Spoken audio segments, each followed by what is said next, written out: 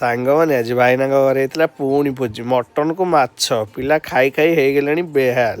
କେତେ ଖାଇବେ କେତେ ପିଲା କେତେ ଭୋଜି ଭାଇନା ଦଉଛନ୍ତି ଖାଲି ଖୁସିରେ ଆଉ ପିଲା ଖାଇ ଚାଲୁଛନ୍ତି ଆଉ ସେଇ ଖୁସିରେ ଆଜି ମିଟୁ ଭାଇ ଧୋଇଲେ ଦେଖ ମଟନ ଚିକେନ ସବୁ ମାଛ ଧୋଇଲେ ଧୁଆ ହେଲା ଭଲ ଭାବରେ।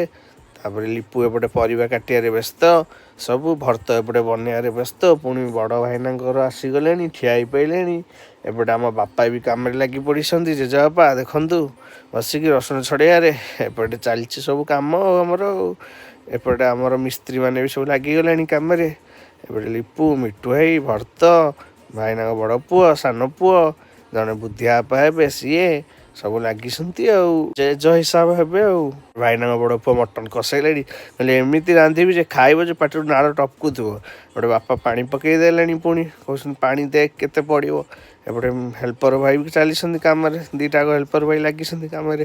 ମିଟୁ ଭାଇ ବି କହିଲେ ମୁଁ ବି ରୋଷେଇ କରୁଛି ଦେଖ ମୁଁ ବି କେମିତି ଏପଟେ ବାପା ଘାଣ୍ଟୁଛନ୍ତି ମାଛ ଝୋଳ ଚାଲିଛି ସବୁ କାମ ଆଉ ଯିଏ ଯେଉଁ କାମରେ ଆଉ। ଭାଇନାଙ୍କ ପୁଅ ପୁଣି କହିଲେଣି ଶୁଣ କ'ଣ କହୁଛନ୍ତି ତାଙ୍କୁ ଦାୟିତ୍ୱ ଦେଇଦେଇଛି ଆଙ୍କୁ ଦାୟିତ୍ୱ ଦେଇଛି ସମସ୍ତଙ୍କୁ ଦାୟିତ୍ୱ ଦେଇଦେଇକି ମୁଁ ବସିଛି ଆଉ ଟେନସନ୍ ଫ୍ରିରେ ଆଉ।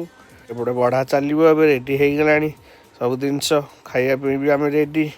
ଗୋଟେ ବଢ଼ା ହେବ କାକୁଡ଼ି କଟା ହେଲା ସାଲଡ଼ ପାଇଁ ସେଇଟା କଟା ହେଉଥିଲା ମଟନ ଚିକେନ ପାଇଁ ମାଛ ପାଇଁ। ଏପଟେ ଆମ ଭାଇନାଙ୍କ ସାନ ପୁଅ ଆସିଗଲେ ନିଦରୁ ଉଠିକି ସବୁ ବସିକି ଖାଇବେ ଏଥର ଖାଇବା ବଢ଼ା ହେବ ଆଉ। ଗରମ ଗରମ ଖାଇବା ମଟନ ଭାତ ଚିକେନ ସାଲଟୁ ମାଛ ସବୁ ଆଉ।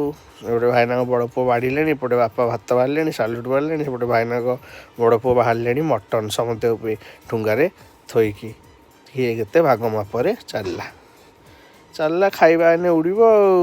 ସବୁ କହିବେ ରେଡ଼ି ତ ଖାଇ ଚାଲ ମାଡ଼ି ଚାଲ ସେମିତି ଆଉ।